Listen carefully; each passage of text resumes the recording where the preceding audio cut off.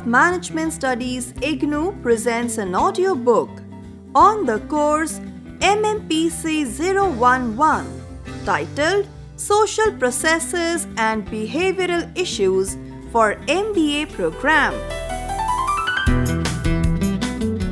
Presenting Block 2 titled Intrapersonal Processes. Unit 4 Personality, Values and Attitudes Part 1.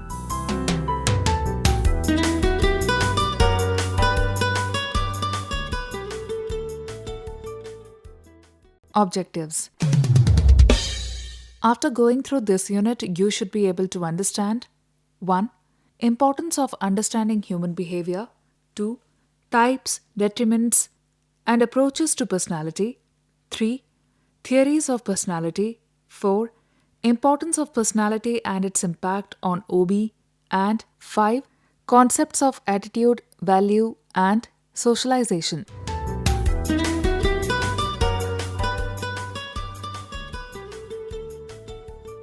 Introduction.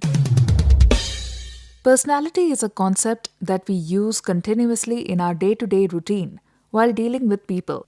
Personality can be reflected in a person's temperament and is a key factor influencing individual behavior in organizations. The study of personality is very essential and helpful in ensuring effective job performance. This means that the personality of an individual represents personal characteristics and traits which can lead to consistent patterns of behavior. So, while trying to understand the personality, it is to be understood that the behavior is the outcome of a complex interaction between the person and the situation. Hence, it will be necessary to have knowledge of those personality traits which predetermine the parameters of employees' behavior and thus provide a paradigm for predicting behavior. The theories of personality are many, and most important of them are trait, type, psychoanalytic, socio-psychological, and self-theory. Each theory seeks to add a new perspective to the nature of personality. It is very essential to understand human behavior in today's world, as the existence of the organization depends on the employees or individuals. Without understanding human behavior, it is very difficult to work in an organization. In order to understand human behavior, let us see how the perception of human being has changed from time to time. All organizations are composed of individuals with different personality, attitudes, values, perception, motives, aspirations, and abilities. The main reason to understand behavior is that individuals are different. No two individuals are similar. In the early studies, theories of organization and management treated people as though they were the same. Scientific management was based on the similarities among workers, not the differences. In contrast, modern theories of human behavior are based upon the differences among people and how those differences can affect the organization. Individual differences are many. For example, some employees are motivated to work and some are not. This can be due to several reasons and can be known by further reading the unit. Before we proceed to understand human behavior, it is better to know what the term behavior means. Behavior can be defined as a response which is observed directly or indirectly. Direct observation is possible by studying the responses of people to a work environment. Direct observation is possible by studying the responses of people to a work environment. Indirect observations are decision-making processes and attitudes in terms of results or how people describe them verbally. Human behavior is very much unpredictable. In behavior, we cannot assume one set pattern of behavior. Leavitt classified behavior as 1. Caused behavior, 2. Motivated behavior, 3. Goal-oriented behavior. From these observations, it can be understood that behavior is a dependent factor. By understanding behavior, one can predict, direct, change, and control behavior of individuals or group. There are generally 4 basic assumptions regarding nature of people: individual differences, a whole person, caused behavior, and value of the person. In an organizational setup, it is essential for managers to understand behavior as they are constantly with people interacting with them in terms of communication, in terms of work. Understanding past behavior is important for developing effective human skills, and it also provides a framework for predicting behavior. It also gives an idea to managers as how to behavior is similar in certain circumstances and changing in changing environmental conditions. Another skill which an effective manager or leader needs is the ability to direct, change, and control behavior. Managers have to understand that there are going to be individual differences among the employees, as no individual is similar to the other. Each individual is unique by themselves. Then, one has to understand that each individual has to be taken care of as a whole person by taking care of his needs as well as and making him up to date in terms of work. Ultimately, human beings have to be treated with respect. Only then you can expect effective performance. With the following descriptions, you will be able to understand the concept better. Dan's analysis the nature of people in terms of 4 assumptions. 1. Individual differences. Behavior is the result of interaction between individual characteristics and characteristics of the environment in which the behavior occurs. Each person has a unique combination of characteristics. Some of these characteristics are present from birth, others develop over time. These can be called as inherited and learned characteristics. Although there are some inherited characteristics, but these are very few and not so significant. Learned characteristics are very important. Individual differences can be because of environment, personal and psychological factors. It is also due to physical and social factors. Learned characteristics are acquired as people grow, develop, and interact with their environment. Environmental factors are characteristics of the broader environment, such as economic conditions, social and cultural norms, and political factors that can affect the individual's behavior. Personal factors include physical and personal attributes, example, age, sex, race, education, and abilities. Psychological factors are less observable. They are mental characteristics and attributes such as values, attitudes, personality, and aptitudes that affect behavior through complex psychological processes. These are studied in the subsequent units. All aspects of the physical world that can be seen, heard, felt, smelled, or touched are part of the physical environment of behavior. The social environment of an individual includes relationships with family, friends, co-worker, supervisors and subordinates, and membership in groups such as unions. The behavior of others is also part of an individual's social environment. Any norms, rules, laws, or reward systems that originate with other individuals or group help to form an individual's social environment. 2. A whole person. When an employee works in an organization, the organization takes care of that person by making him effective as a worker and as a person. 3. Caused behavior. Motivation. People's behavior is need-based. By fulfilling these needs, one is motivated positively and there occurs effective performance. So, the management in the organization has to take care of these needs in order to have an effective performance. The management can show them how certain actions will increase their need fulfilled, and if not, how it decreases their need fulfillment. 4. Value of the person. People have to be treated with respect and as individuals, and they cannot be treated like machines as how scientific management used to treat them. By recognizing them and treating them with uniqueness, the value of the person gets increased. By this, we can understand how the concept of treating human beings from machines to human capitals have evolved. If one accepts the fact that human skill development is necessary, then managers and leaders must have necessary understanding in order to influence the behavior of other people. It was felt that the managers acquire 3 levels of expertise. Firstly, they have to understand the past and current behavior so that they are able to predict behavior, and then they learn to direct change and control behavior.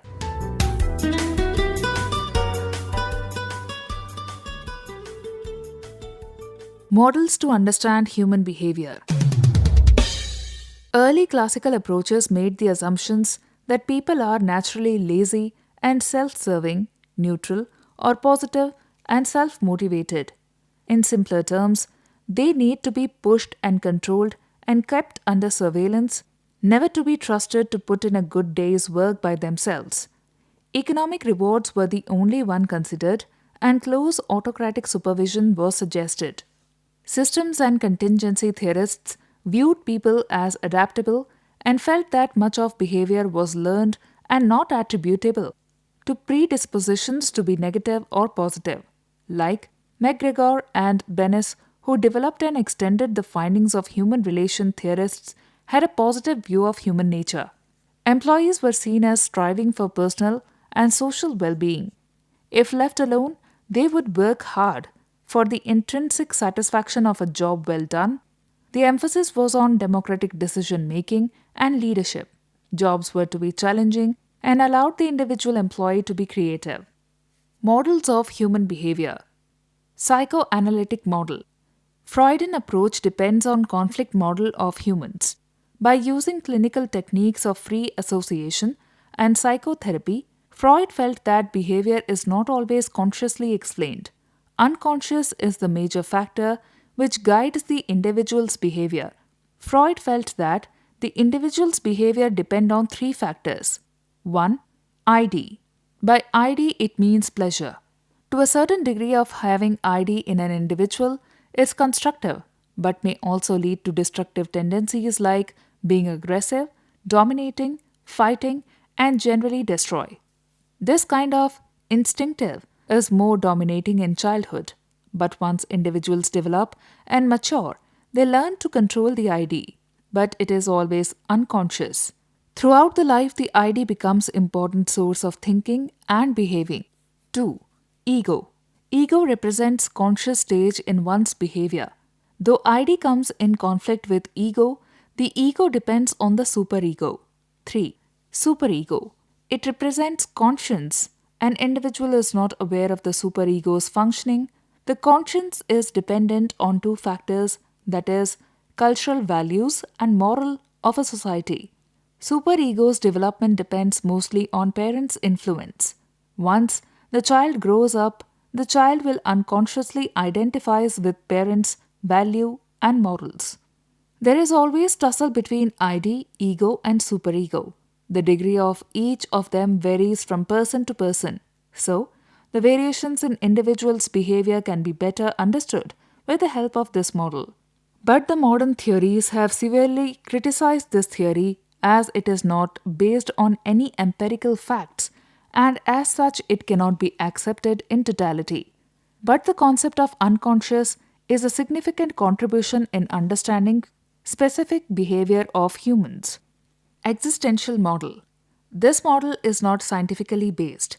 Its base is literature and philosophy. The existentialists believe that the depersonalizing effects of this environment forces individuals to make their own destiny. So, the individuals shape their own identity and make their existence meaningful and worthwhile to themselves. This is more true and happening in today's urbanization. Because people have become so materialistic and busy, they do not have time for traditional values and norms, and it becomes impractical sometimes to follow them. Existential model is especially true when you are employed in today's world. Though this model is not scientific, it can definitely be used in understanding human behavior. Internal versus external detriments of behavior. Environment plays a major role in shaping behavior, and genetic endowment and personality development is influenced by our historical heritage. Personality versus the environment.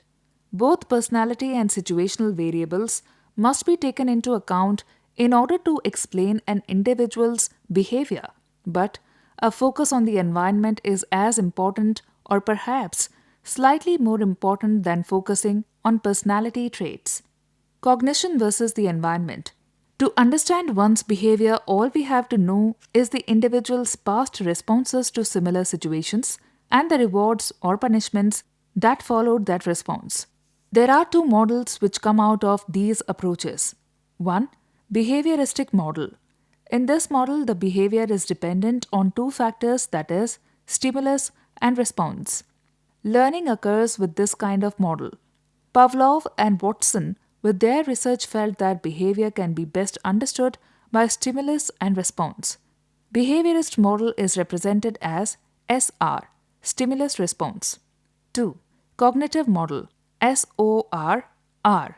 This model emphasizes the positive and free will factors of human beings and uses concepts such as expectancy, demand, and incentive. Tolman, with his experiments, found that the basis of learning as of expectancy, which is understood as one particular event leading to a particular consequence, that is, goal. Human behavior is based on these goals. The cognitive model is represented as SOR, Stimulus Organism Response Model. Both approaches see learning and the environment as having a major impact on behavior. From these different approaches, it can be said that 1. Behavior is caused by instincts, genetic background, and personality traits that are formed at an early age. Change is very difficult for the individual and that one's capacity is severely limited. 2. Behavior is mostly learned through our interactions with the environment. Present events rather than past events are important, even though there are some limitations on one's capacities. One is capable of great amounts of change.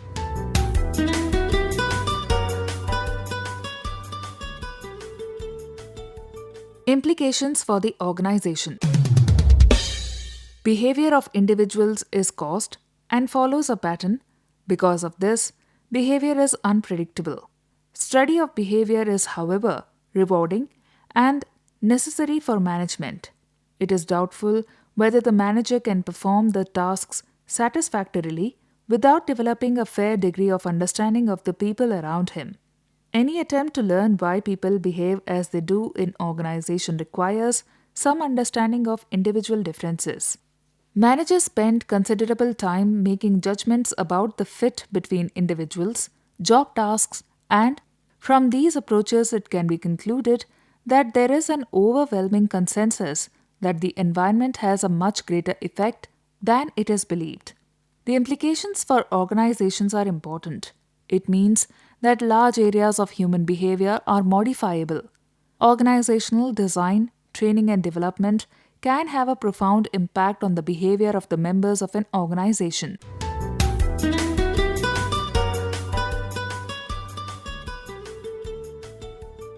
Personality. Gordon Allport defined personality as the dynamic organization within the individual of those psychophysical systems that determine his unique adjustments to his environment.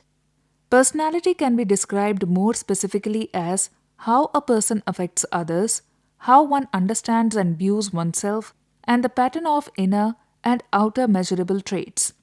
From this definition, it can be understood one's physical appearance and behavior affects others. Understanding oneself means one is unique with a set of attitudes and values and a self-concept. Finally, the pattern of measurable traits refer to a set of characteristics that the person exhibits. Some of the other definitions are: personality is a vehicle to integrate perception, learning, values, and attitudes, and thus to understand the total person. Personality is an individual's total sense of self. It is an organizing force for the person's particular pattern of exhibited traits and behaviors. Personality is the culmination of experiences and genetic influences. Personality is influenced by the personal life and where he or she is working.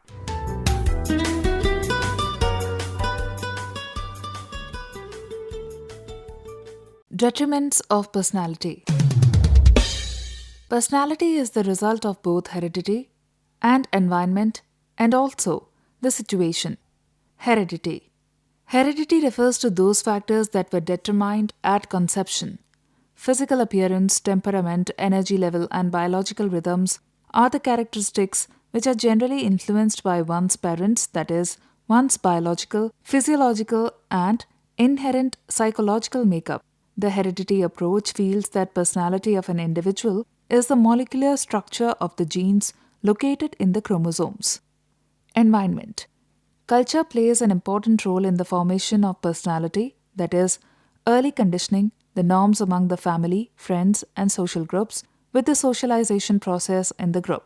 Personalities are altered over time. Situation. Though an individual personality is constant, it does not change depending on the situation. Different demands in different situations call forth different aspects of one's personality. The relationship of these three factors affects the formation and development of personality. Psychological inheritance is entirely an internal contribution. Group and culture are the early environmental factors that form later behavior.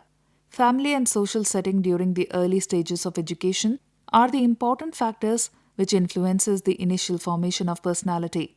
Whatever the child learns here lasts for a lifetime. Later in life, it is the peer groups or primary affiliations at work, social activities which shape the personality.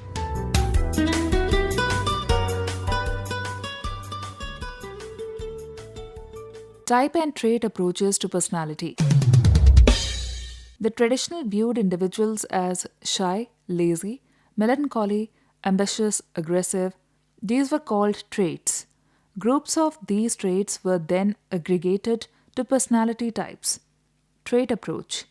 Cattell identified 16 source traits or primary traits. These traits were found to be generally steady and constant sources of behavior, but there was found to be no scientific relevance. Locus of control. People are assumed to be of two types, internals and externals. Internals are people who believe that much of what happens to them is controlled by their destiny. Externals believe that much of what happens to them is controlled by outside forces. Machiavellianism. High Macs tend to take control, especially in loosely structured situations. Low Macs respond well to structured situations. High Macs tend to be more logical, rational, and pragmatic. They are more skilled in influencing and coalition building. Type A or Type B. People who are hard-driving, impatient, aggressive, and super competitive are termed as Type A personality. Those who are easygoing, sociable, laid back, and non-competitive are termed as Type B personality. Type A people tend to be very productive and work very hard. They are workaholics. The negative side of them is that they are impatient, not good team players, more irritable, have poor judgment. Type B people do better on complex tasks involving judgment, accuracy, rather than speed and teamwork.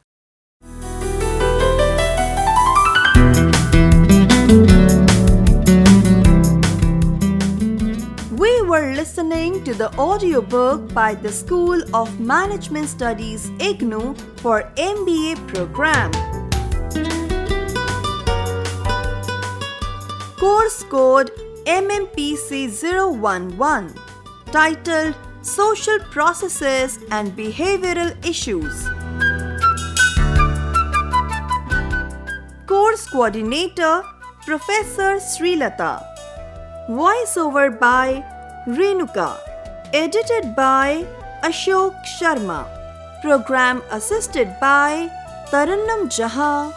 Program produced by Dr. Manoj Kumar Singh. This program was brought to you by Electronic Media Production Center of Indira Gandhi National Open University.